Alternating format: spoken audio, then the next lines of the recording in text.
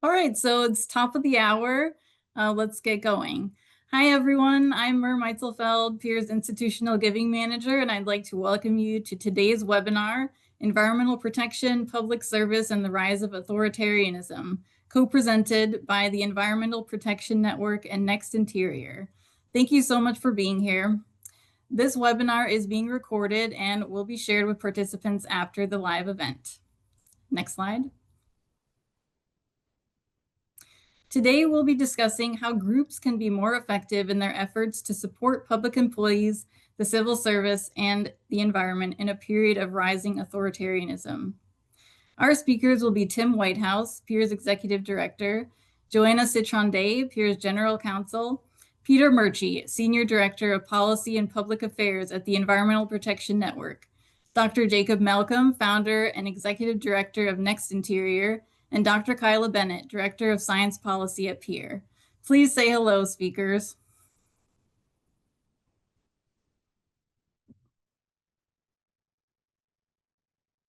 Before we dig into today's event, we'd like to learn a little bit more about who's attending this webinar.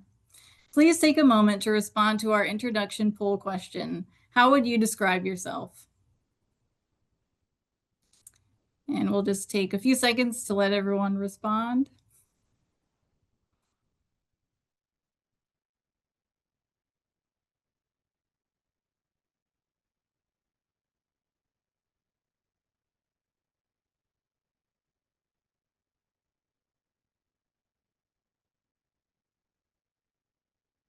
All right, could we please show the results of the poll? Okay, so it looks like we have 17 current government employees, 41 former government employees, 5 employees from media, 6 student or educators, 33 nonprofit employees, 2 public sector employees, 35 concerned citizens, 27 retired folks, and 8 people that identified as other. Well, welcome everyone. Thanks so much. All right, next slide, please. So our agenda today will start off with Tim Whitehouse, who will give us an overview of the times we are in and the effect of authoritarianism on the civil service and environmental protections. Next, Joanna Citron will present on the importance of the rule of law, public opinion, and environmental protection.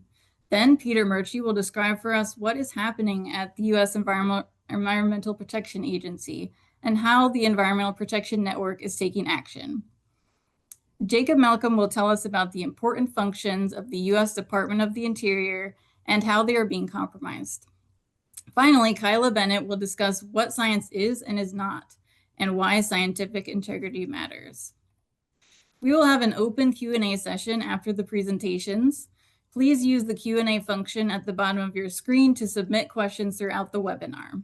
Click the thumbs up to upvote questions you are particularly interested in. We will not be monitoring questions through the chat, but rather through the Q&A. You can adjust the volume in Zoom by clicking the arrow on the microphone icon at the bottom of your screen. Use the slider to increase output level volume. You can also show subtitles by clicking on the Show Captions button. And with that, I'll turn it over to Tim to kick us off. And speakers, you can turn your cameras off now.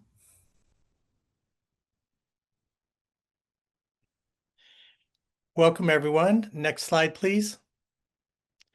It's good to be here. Thank you, Mur. My name is Tim Whitehouse. I'm the Executive Director of Public Employees for Environmental Responsibility. I wanted to start by giving you a brief introduction to PEER. PEER was founded in 1992 as an organization that protects public employees who protect the environment.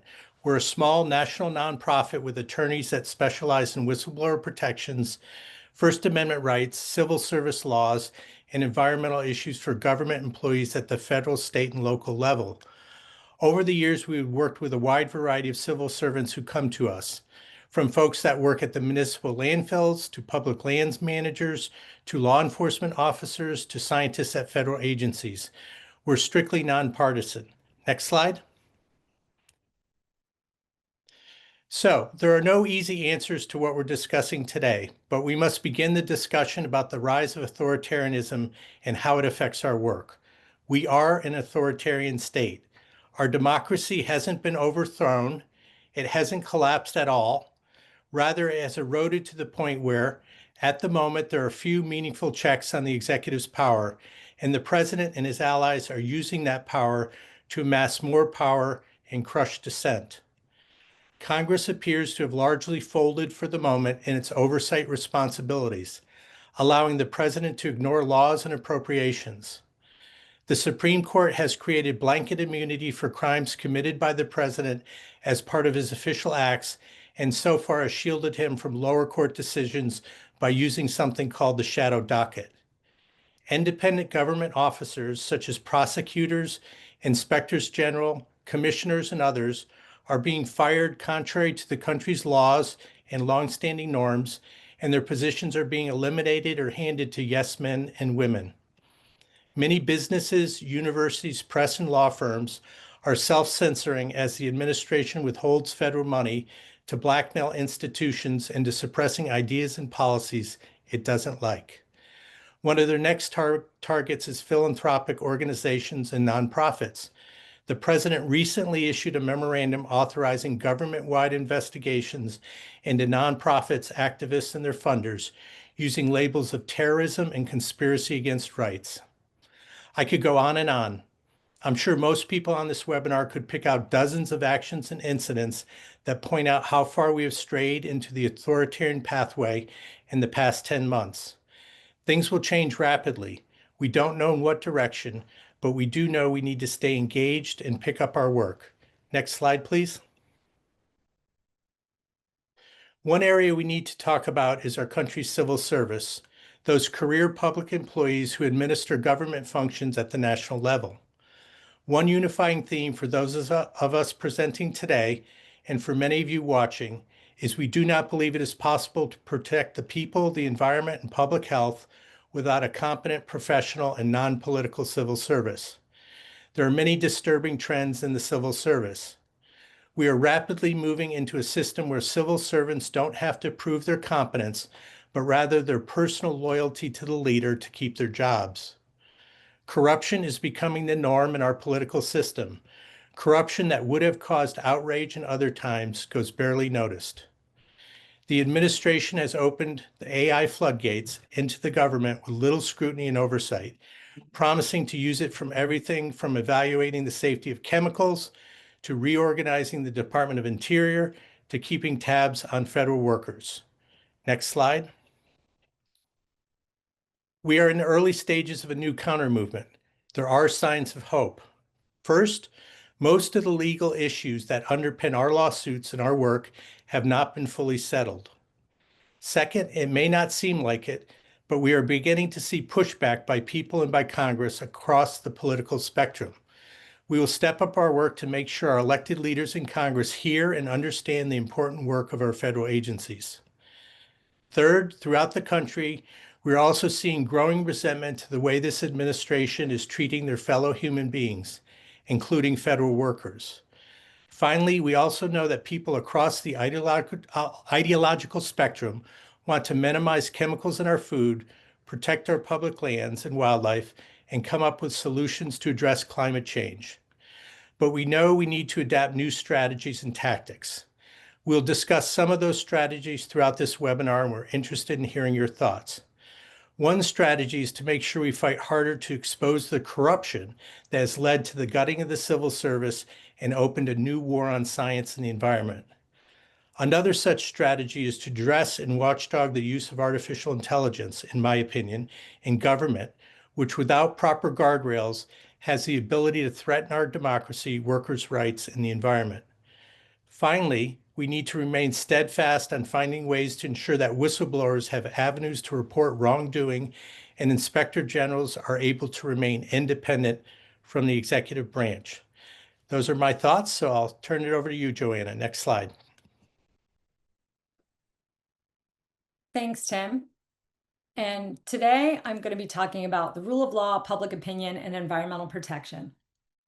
I'm going to start out by talking about the rule of law, what the rule of law is, and why it matters. Founding father and second president of the United States, John Adams, famously wrote that the rule of law at its most essential means a government of laws and not men. Well, that's a fairly hard concept to wrap your arms around, so I'm going to explain it a bit more concretely, talking about my understanding of the rule of law that I developed during my 20 years of practice as an environmental enforcement lawyer for the federal government, at Department of Interior, Environmental Protection Agency, and most recently at the Department of Justice for 8.5 years prior to coming to PEER. Whether working with a state, non-governmental organization, or private company, or whether I was on opposing sides of any of those entities, the rule of law in practice worked like this. Congress enacts laws to address environmental problems. Agencies enforce those laws equally.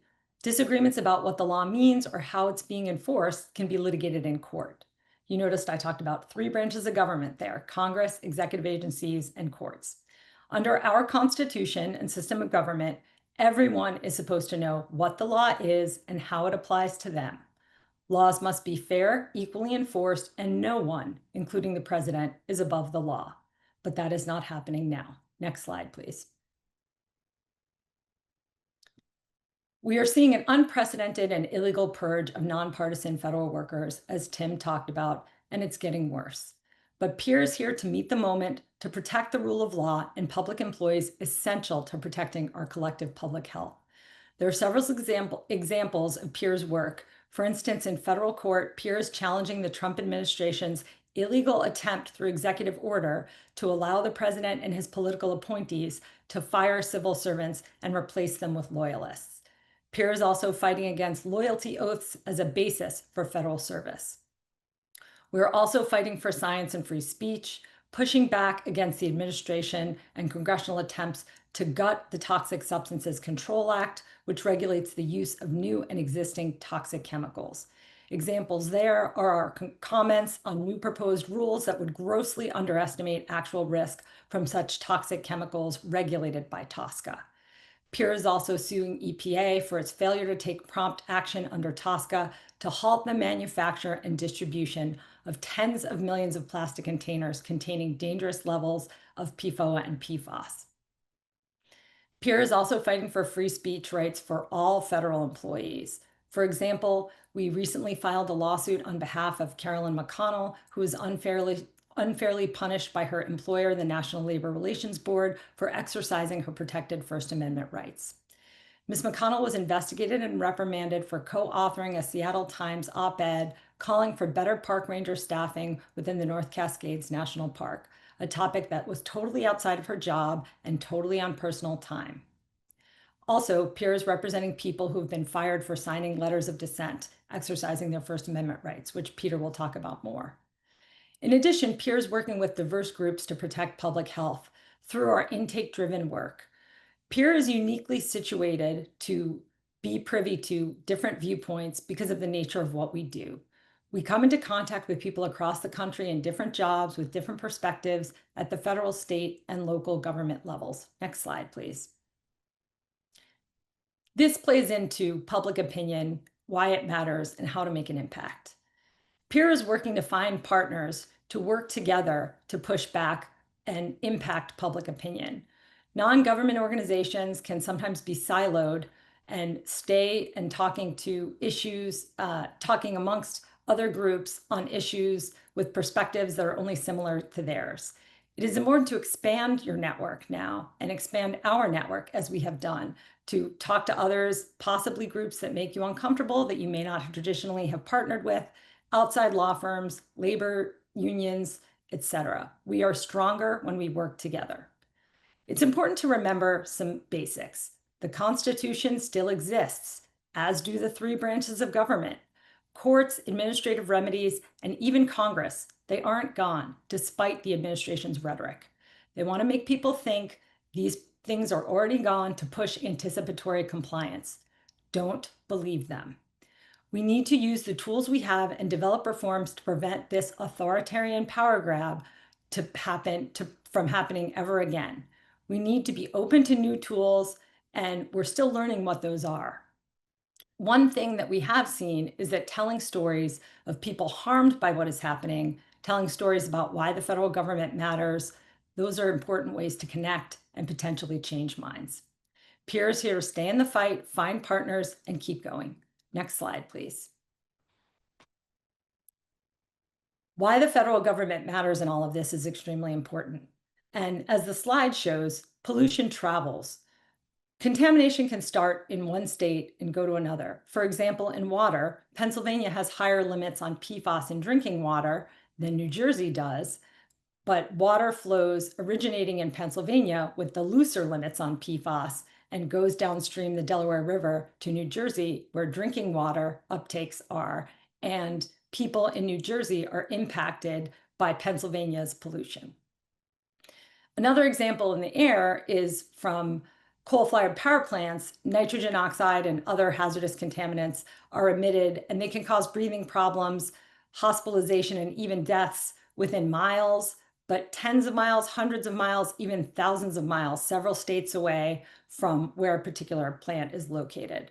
We need federal law and the federal government for predictability, a level playing field, and to address these types of problems. Again, pollution moves.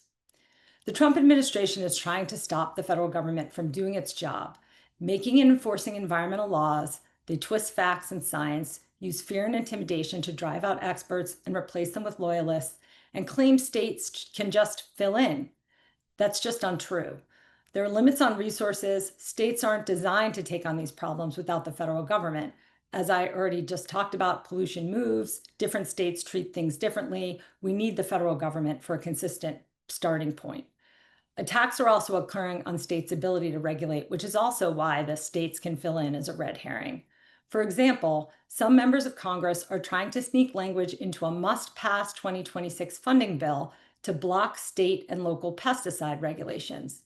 We must find partners to work together, as has happened here. Hundreds of states and local organizations and certain members of Congress are working to urge Congress to reject this attempt to block states' authority to regulate and protect public health.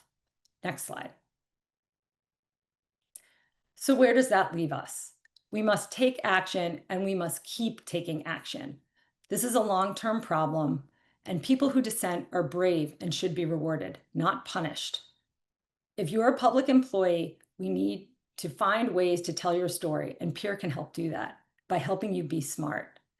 Making sure you talk to a lawyer if you have something important information to disclose before you disclose it is essential. Peer will continue to lean into the fight, use the tools we have, and leverage new ones. We need a functional federal government to protect public health, period. Peer will continue to highlight the grave harms occurring from the Trump administration's attempts to destroy the rule of law and create a government of sycophants. Peer will keep working with and finding new partners. On that note, I'd like to pass it to Peter to talk about what EPN is doing. Next slide. Thank you, Mayor, Joanna, and Tim. I appreciate joining you, Jacob, and Kyla today to talk about this important topic. The Environmental Protection Network is a nonpartisan, nonprofit organization formed by former EPA alumni in the first Trump administration to do more in pushing back on threats to the agency and environmental health. From those beginnings, we are now over 700 volunteers and growing. This provides EPN with unique strengths that come from these active volunteers who bring their energy, experience, and expertise to a variety of program areas. Next slide. You can see from this slide our main program efforts at EPN. We have an ever-growing need to work in all of them and continue to expand. I'm not going to go through these now, but I'll review some of these efforts later on in this presentation. Next slide. Tim and Joanna have done an excellent job in covering the themes of how this administration is using authoritarian approaches across the federal government. We are clearly seeing these types of actions and attacks on EPA as well. It started early, while it was still at the agency, with DOJ and Musk interventions and financial actions and a myriad of intrusions in the day-to-day operations of the agency, wasting taxpayer money, not saving it. They also targeted DEIA and early career staff with administrative leave and terminations. We saw new leadership statements that were intentionally used to demoralize EPA staff, calling into question their expertise and motivations. More recently, in response to 140 EPA staff signing the Stand Up for Science letter of dissent to Administrator Zeldin, He has led a punitive response of leave without pay and in many cases terminations for signatories. This was not political activism, but professional dissent grounded in science, law, and ethics. These unwarranted and likely unlawful series of punitive actions are a clear attempt to repress free speech and discourage professional integrity. It further promotes the dismantling of the civil service and follows a line of actions taken by this administration to reduce the ability of career federal workers to protect our health, suppress facts and science, increase polluter protections, and reduce enforcement of existing laws, and leave the most vulnerable communities unprotected from cancer-causing and other environmental health exposures. Power is being concentrated among a small number of political appointees whose allegiance to Trump and billionaires and not the truth they swore to uphold. Federal employees are no longer free to provide scientific and factual evidence to their leadership, and decisions are being made by a small number of corporate interests that negatively impact our health and economic well-being. Next slide. The Trump administration is already imposing a serial shutdown of EPA that's leaving Americans increasingly exposed to toxic pollution. Lee Zeldin, the administrator, has episode after episode shuttered, weakened, or delayed vital programs, from climate and PFAS protections to enforcement and science. One of the big targets of this administration has been the attack on expertise in science, not only proposing but implementing the elimination of EPA's Office of Research and Development without proper congressional review, by demoting science leadership, stopping ongoing research mid-science, and now the wholesale pushing out of the majority of EPA scientists and science capacity. EPA science is the reason we know whether the water coming out of our taps is safe to drink and whether the air our kids breathe is clean. This is also endangering the nation's ability to address emerging environmental risks that we may not know about today. Science-based governance is not, nor should it be, a partisan issue, but they are making it that way. We are also seeing that the political leadership of EPA is subverting the process of regulatory actions for political ends, prioritizing oil and gas, the automobile industry, and artificial intelligence as primary purposes for the agency over clean air, water, and land. They are moving very quickly to roll back important environmental health protections and in many cases not following the appropriate administrative or regulatory processes and elevating polluters over public health yet again. They have offered waivers for polluters from meeting Clean Air Act responsibilities. EPA leadership, directed by Russ Vought at OMB, has been implementing an almost incapacitating reduction in EPA's workforce through reorganizations, coerced voluntary resignations, and terminations. At the same time, they are illegally undermining labor rights across the federal government, including at EPA, making it harder for staff to push back and advocate for themselves. Civil servants aren't bargaining chips to be used to gain political points, but that's what they're trying to do. Next slide. We are also seeing them nominate candidates for political leadership positions that are either highly unqualified or conflicted, or both. A good example of that is former chemical industry lobbyists now in critical decision-making positions over the approval of toxic chemicals.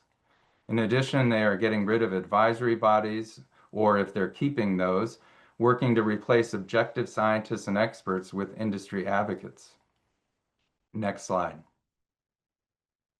What is EPN doing? We continue to use our experts to hold them accountable and to document what's happening, including our work to comment and testify, which has been significant with the myriad of policy rollbacks they've been proposing. One recent example is the revoking of the endangerment finding.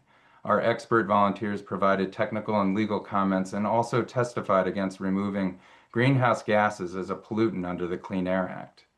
We have launched a Save EPA campaign to better tell the story of the value of EPA's mission and people. We continue to match up our experts with communities for pro bono technical assistance, now more important than ever with the attack on environmental justice. We have also been very active in trying to stop the illegal terminations of hundreds of grants and billions of dollars mostly going to communities for clean air, land, and water projects. We have launched a Civil Service Resilience Initiative to support existing career staff and those who are choosing or being forced to leave, and to push back on the undermining of public service. Lastly, we have teamed up with thousands of other nonprofits to speak with a united voice against the steps this administration is taking to stop all of us from telling the truth. And we continue to speak out against the September 25th presidential memorandum that weaponizes the Department of Justice against public charities and nonprofits. Next slide. I want to end on an important and hopeful note. It is clear from the polling we've done and others that people do care about EPA and clean air and water and a government that works for them, including Trump voters. Now more than ever, it is important that we all step in and step up in our efforts for the long haul, and to be doing so in coalitions and solidarity, like today. The Environmental Protection Network will continue supporting those inside and outside of government who defend the integrity of science and democracy and fight for the well-being of all of us. Thank you, and I'm going to hand off now to Jacob Malcom from Next Interior. Thank you, Peter, and hello, everyone. Let me ask you to imagine a scene that captures what the Department of the Interior means to you. For me, this is one of those scenes. From up on top of Maryland Heights is a view of Harpers Ferry National Historical Park, run by the National Park Service at Interior. Its history, its recreation, its nature. The Potomac and Shenandoah rivers converge here. They're home for bald eagles, which were recovered from the brink of extinction by the U.S. Fish and Wildlife Service, part of Interior. The water of the rivers makes me think about the Bureau of Reclamation, which is Interior's Bureau for Western Water, which is provided for drinking, for agriculture, and more. Off in the distance behind the hill on the right is the Leetown Science Center, run by the U.S. Geological Survey, the Science Bureau of Interior. And the scene makes me think about the tribes that used to live here, the Massawomack and Manahoac peoples, who are now gone. But there are 574 federally recognized tribes that Interior must serve to fulfill the nation's deep constitutional and moral obligations to them. Next. Did your mental picture cover this? Maybe other aspects of Interior's mission? It's a really broad mission, one that has earned the department the moniker, the Department of Everything Else, with 10 bureaus whose civil servants serve American needs every day. But here's the thing, while we're here today, the authoritarian tendencies, or a pitch now, of the current administration are threatening all that, threatening to take away from people, from you and me, the things we cherish. Take it for the benefit of a very limited few. I'm Jacob Malcom, Executive Director of Next Interior, where we're working to elevate how Interior serves the nation, imagine its stronger future, and support the people of Interior who make it all happen. And here are 3 examples of the attacks underway and why they matter. Next.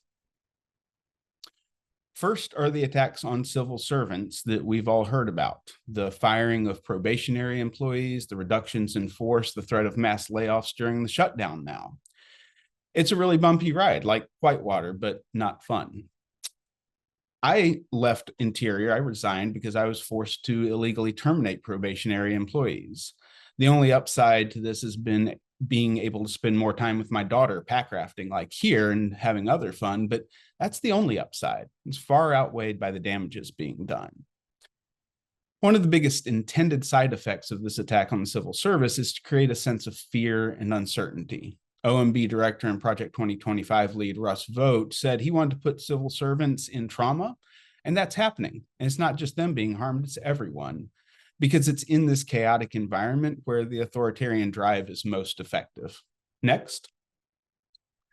One of the areas where this chaos is being effective is the so-called energy emergency. The National Energy Emergency Declaration opened the door to a lot of procedural abuses they've been using to ram through policies that benefit donors and friends, like fossil fuel companies, while attacking perceived enemies. Think of renewable energy. Never mind the fact that the data clearly show there is no energy emergency. In some ways, it's kind of darkly amusing to think a scene like this must be their nightmare fuel, because heaven forbid there's wind power developed out on Interior's lands managed by the Bureau of Land Management out here in eastern New Mexico. This is just classic cronyism and its good friend authoritarianism walking hand in hand. Of course, it's not just energy under attack. Next.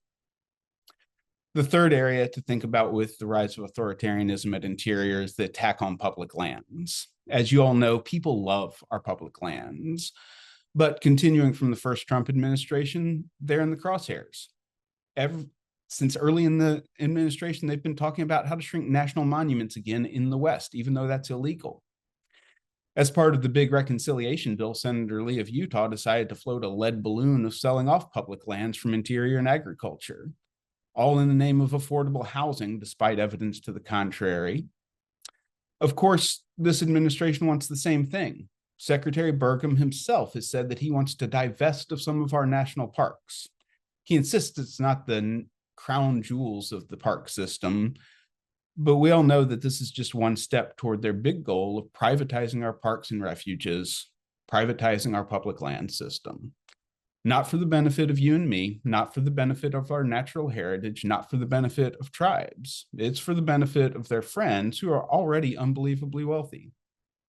It's all part and parcel of an authoritarian system where the will of the people, our will to keep public lands public, is cast aside. Next. While that can seem a bit dark, what's happening around us each day is a bit dark. And we can push back on that and think about a scene you probably know, the scene of the night sky. Yes, it's dark out there, but there are glimmers. There's glimmers of hope, like Orion and the Pleiades here.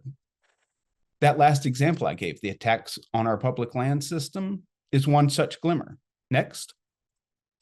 Senator Lee's effort to sell off the public lands over the summer coincided with the Western Governors Association meeting in Santa Fe.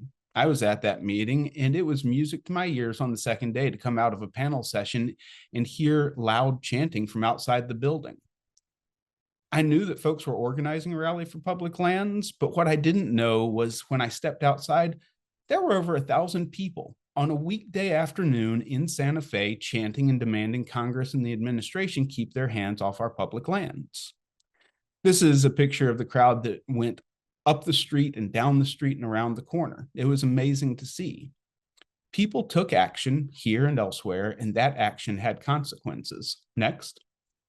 Senator Lee pulled his public land sale from the big bill. Not out of the goodness of his heart, because people spoke up and they said it's not okay. Pressure came down and stopped the attempt to take away our public lands. And this is instructive for action generally. Next. That's my big ask for you. It's the big ask you're hearing today, to take action. Not hoping for somebody else to take action, but for you to take action, to help others take action, your friends, your family, maybe people you don't know. Authoritarianism that's creeping up can't stand if we take action, but if we're complacent, it will stand. There are 1,000 different ways you can take action, and it doesn't matter which one you take or which two. All that matters is that you do something. You'll probably feel better for it too. When you take action, please do it with just a few caveats. Take action with honesty and integrity. When we do that, it sets us apart from those who want authoritarianism. They lie every day, every moment, so fast we can't keep up. Same goes for integrity. They'll do and say whatever they want to consolidate power. Second, practice kindness when taking action. There may be some morally bankrupt views out there that kindness and empathy are weak, but that's not true. That's where the real strength lies, and we need it more than ever. You're better than lies and hatred. We're all better than lies and hatred. Third, and I expect you'll be ready for this, I would say support the Department of the Interior and its people who do so much for the nation. Next. Take action for the places that you pictured in your mind, the parks and wildlife, the research, the tribes. Take action for this landscape that came to my mind. Take action is the best treatment we have for the authoritarian tendencies we're facing today, and we'll be stronger together as a result. Thank you ahead of time for taking action. And with that, let me pass the mic to Kyla. Thank you so much, Jacob. I'm going to be speaking briefly today about what science is, what it is not, and what happens to science under an authoritarian regime. I will then discuss the repercussions to human health and the environment from attacks on science and scientists, and discuss a few ways that we can help. Next slide, please. So what is science? It's not only a body of knowledge about the way the world works, but it's also the process of acquiring that knowledge. Science starts with observing something and then constructing a hypothesis. In other words, a proposed explanation for that observation, and that becomes a starting point for further investigation. Scientists then test that hypothesis, and they see whether the test results support the hypothesis or not. And almost always, science is conducted not just for the mere sake of knowledge, but to build a better world for everyone. Next slide, please. Science is not a belief system. As famously stated by Neil deGrasse Tyson, science doesn't care whether you believe in it or not. Science is not immutable. It does change over time as more knowledge is gained. But most importantly, science is not debatable when it comes to established facts. For example, there is no disputing that climate change is real and is caused by human activity. We can still debate certain aspects of climate change, such as what's the best way to control it, or the specific timing and effects of climate change. But debating the fact of climate change itself should never be allowed, especially when science is under attack. Next slide, please. History teaches us that science under authoritarian regimes follows a playbook. It's the same old tired playbook. Independent and government scientists are silenced or even fired. Research, funding, and collaboration, particularly international collaboration, are controlled and in some cases eliminated. Facts are twisted, fake science is pushed, and uncertainty is weaponized. All of this is happening in the United States today. Next slide, please. So what are the repercussions of this? Public health and the environment are put at risk. I'm sure you all remember Sharpie Gate, where Trump actually said that the path of Hurricane Dorian was different than what it was. Why is this important? Because actions like this put people at risk. Scientific integrity is lost.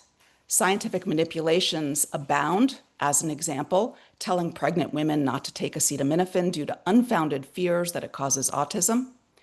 And there's often a brain drain where expert scientists not just flee the government, but they can flee the country, and we are seeing that happening. Ultimately, science becomes a tool to keep the ruling party in power. Next slide, please. So what can we do to protect both science and the scientists themselves? There are good examples in some states. For example, Governor Newsom is taking steps in California to prevent state universities from capitulating to Trump's demands. But there are things that we can all do. First, don't put established science up for debate. Fight to protect science at the state and local level. The federal government will come after states. Indeed, it is already happening. If you yourself are a scientist, now is not the time for you to stay politically neutral. As scientists, we've been taught to stay neutral, but I believe now is the time for scientists to resist, expose corruption that is undermining science and scientists. Advocate for federal science. Talk about what we need to do to protect scientists in the future. For example, we can no longer afford to leave scientific integrity to policies. We need to codify protection for science and scientists and make sure that there are independent watchdogs under the control of Congress. Next slide. Keep in mind that much of the work done by federal scientists is behind the scenes. The public does not understand how much federal scientists do that affect their everyday lives. Disease and illness from dirty water, air pollution, toxic chemicals can come years after exposure. So given this lag time of adverse impacts, we must try to educate the public through social media, through op-eds, through lawsuits, and through mainstream media outlets. If there's any comfort in the future, it is this: science ultimately will win. But we need to start working now to change the anti-science culture that pervades this country. This is only the beginning of a discussion. And remember, there's strength in coalitions.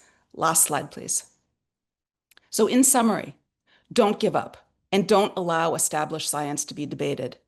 Be vocal in support of science and scientists at all levels of government. join coalitions, and finally, take comfort in the fact that ultimately science will win. Thank you.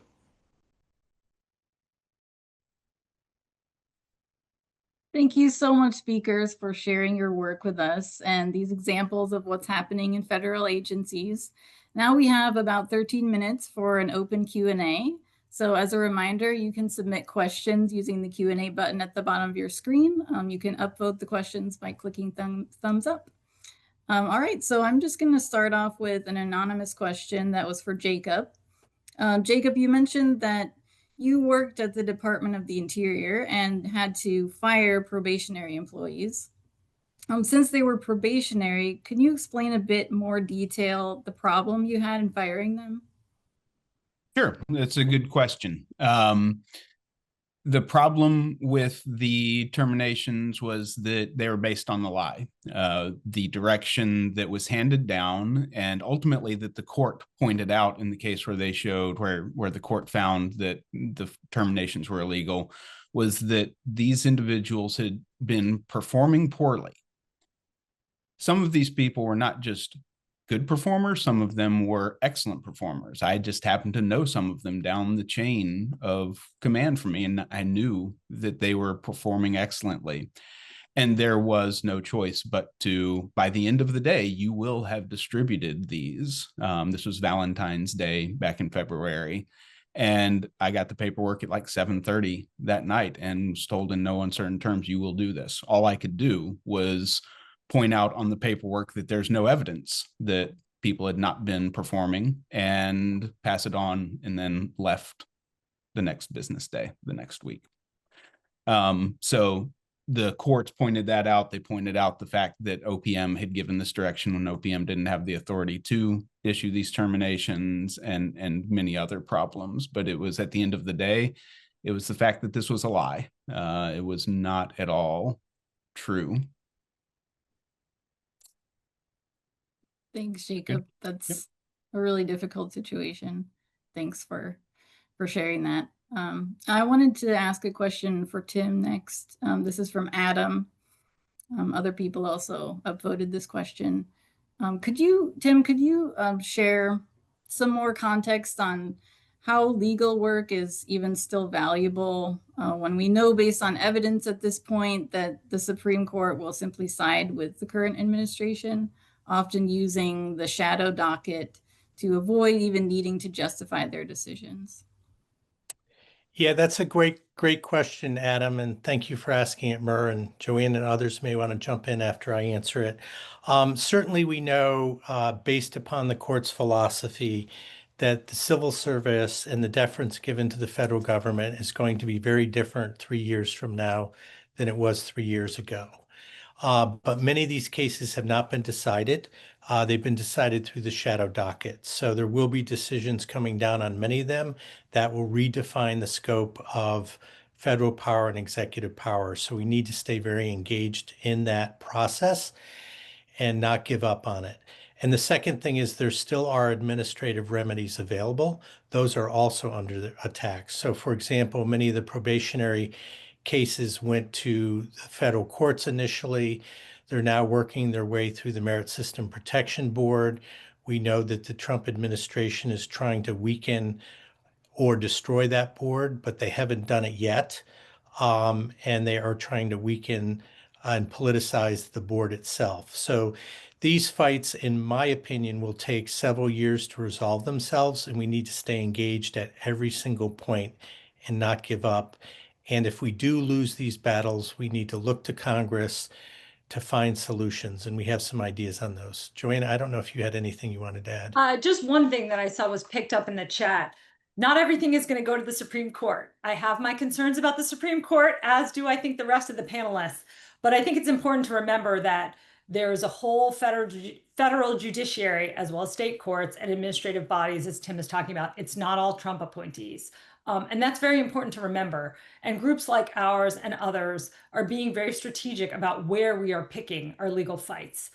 There are certain forums that are going to be more open to these fights and more favorable. And obviously, we will try to find those forums and use them. And we are doing it. And we are seeing some victories at district court level, at appellate court level.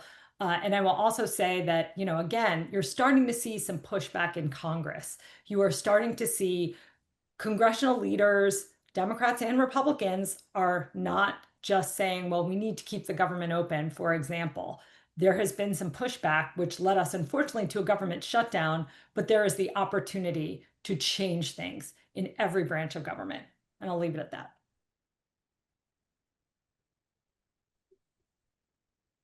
Thanks, Joanna. So we had a question that came in during the intro and kind of a general question from David. And Joanna, you might answer this, or Tim, whoever feels that they want to take this one.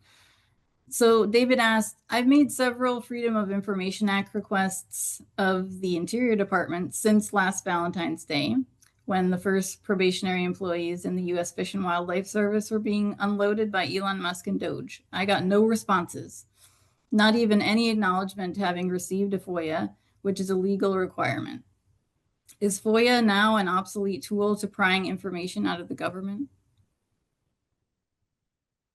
I'll give a brief answer, no. It's under threat. Groups like Peer are still getting responses. We're still suing. It's taking longer than normal as FOIA officers are attacked. But I will probably surmise that if you're a private citizen using FOIA, you are at the bottom of the pile. And so there are huge backlogs developing. Those backlogs are going to get worse. And it's an area we all need to stay engaged in. We need to make sure Congress provides support for these transparency mechanisms.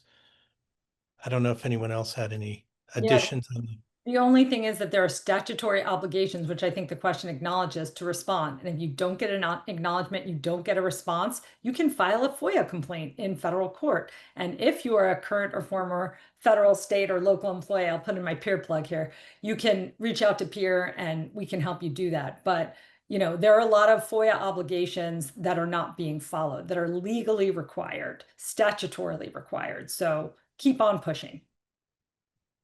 The only thing I'll add is we're also using FOIA as an important tool and will continue to do so.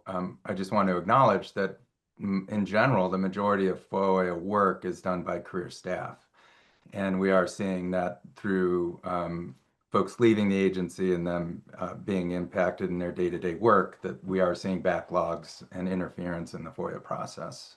But it doesn't mean we shouldn't use that tool. It's more important than ever that we use all the tools that we have for us to hold the government accountable and to have transparency.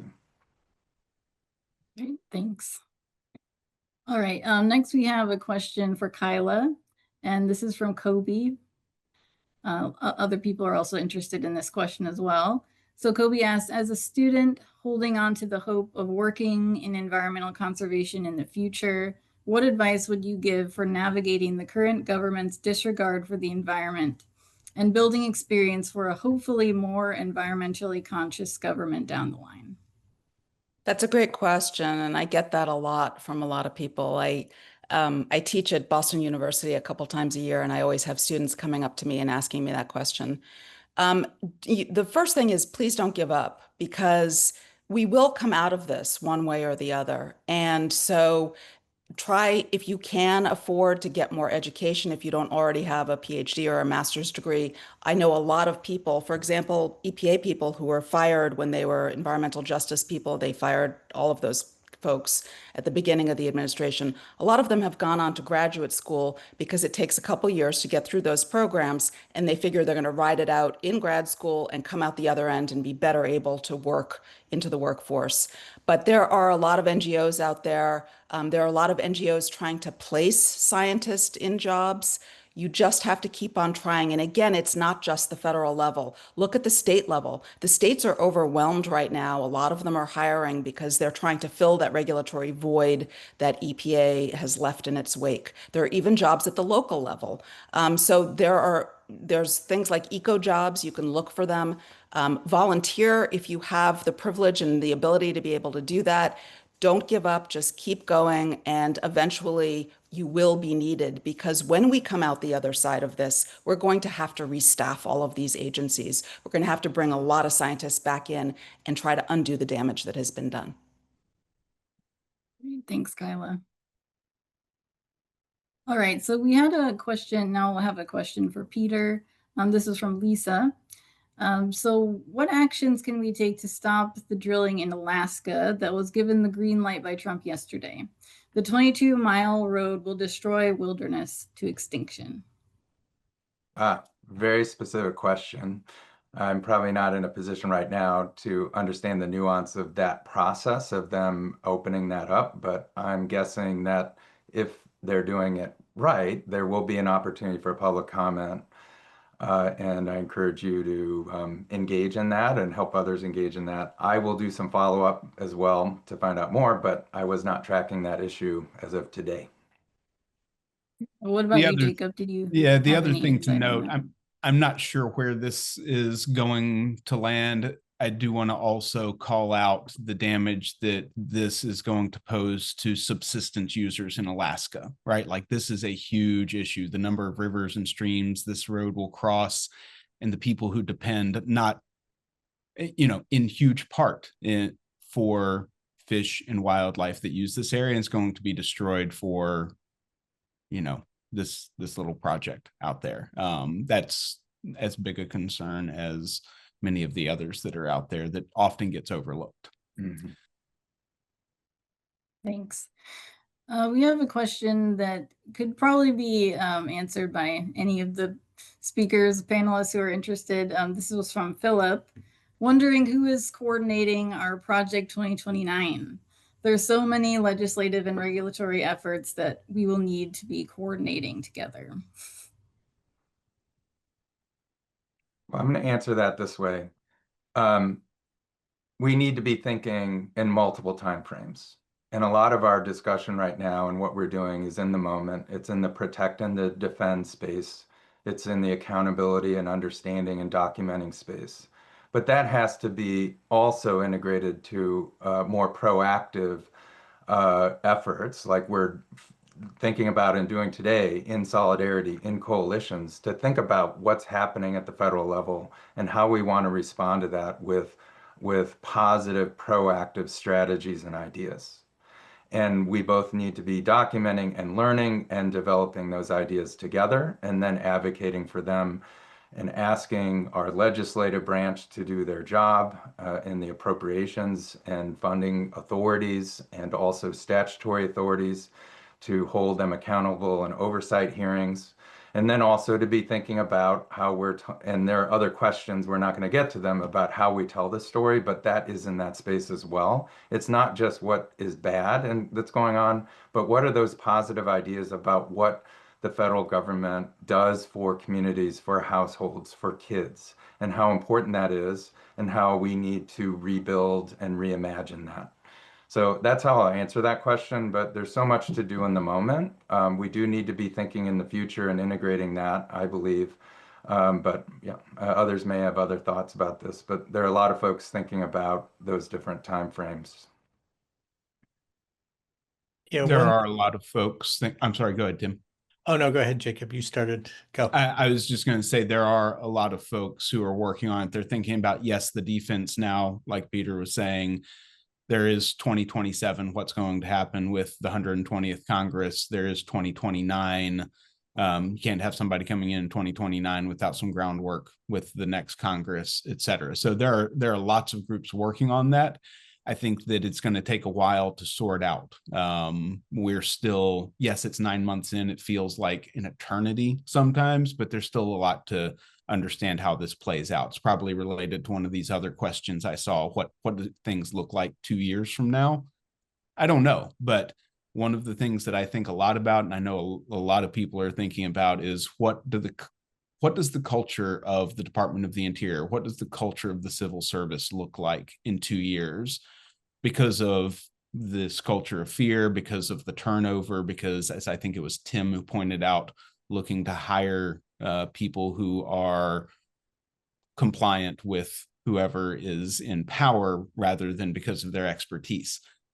that's going to be a big challenge to think about. We need a professional, nonpartisan civil service, and that culture may be exceedingly different then. So something for us to think about as well and work on, not just think about. We got to work on it. We got to take action.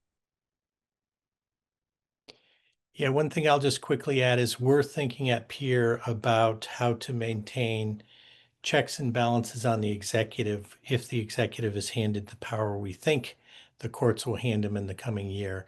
And so there are ways we can do that by moving inspector generals and different boards into Congress. But that depends, you only have a good oversight if you have a good Congress and you have quasi-independent oversight bodies. So we're looking at different ways that can be structured if we think the courts will uphold presidential power over these committees. So, Tim, just one last thing also. If there's a silver lining to everything that's happening, it's that what is going on right now is showing us in excruciating detail the weaknesses of our current laws and our Constitution. And while that's awful, but it also gives us a roadmap for how to fix it. So we are paying attention to where our weak links are, where our Achilles heels are, and we have, we will try when we come out the other side of this to get those loopholes closed. Thanks everyone for answering that. We had a question for Joanna that came from Ben, and which some others were also interested in. Are you investigating presidential exemptions to the engagement finding, and could be I think it might be endangerment finding, that are apparently being given out to applying companies already? Well, we are certainly tracking many issues, and I think that that's one that we have sort of tried to, as far as the rescission of the endangerment finding and the rulemaking and the public comments, we've certainly been tracking it. I will also say that, we have, to Peter's point, been flooded with a lot of employment cases, and while we are thinking of what we can do proactively and are trying to work as proactively as possible.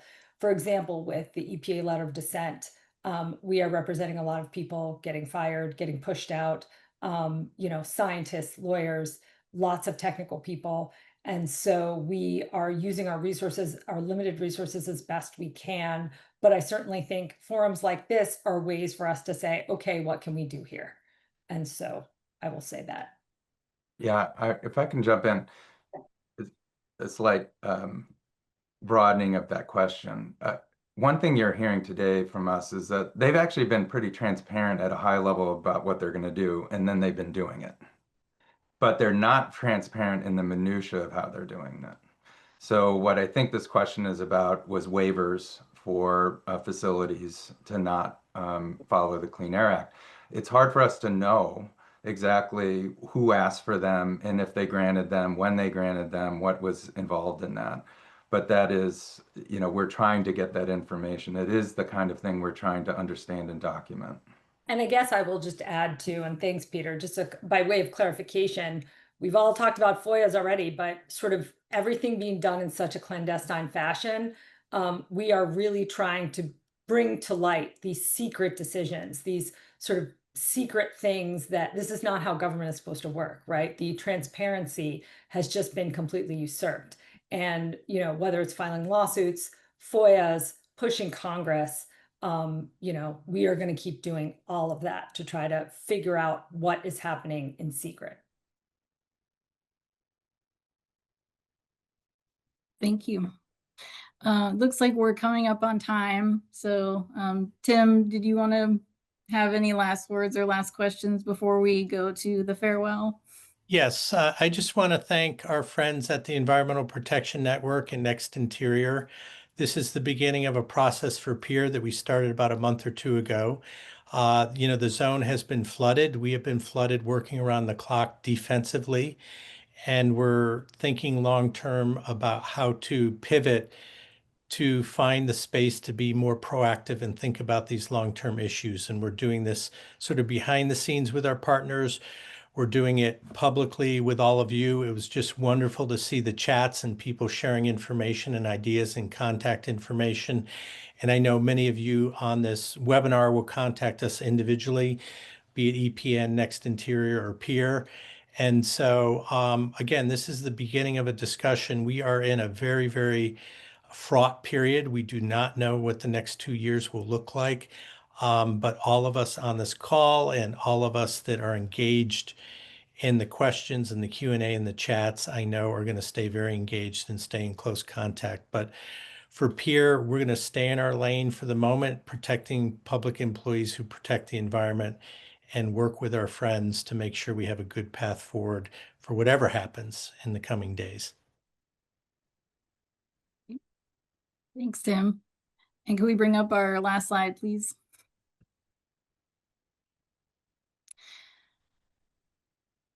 Thank you so much, everyone, for joining us today for this important discussion.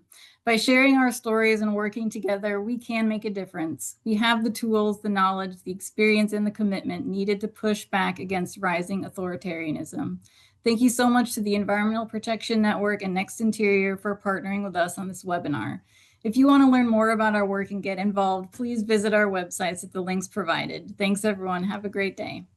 Thank you. I will say one thing, everyone will get a follow-up email, I believe, that's registered and left an email. And this will be, again, to emphasize what Mur and others have said, this will be recorded and it will be posted on our YouTube station. Thank you. Bye. Thanks. Bye.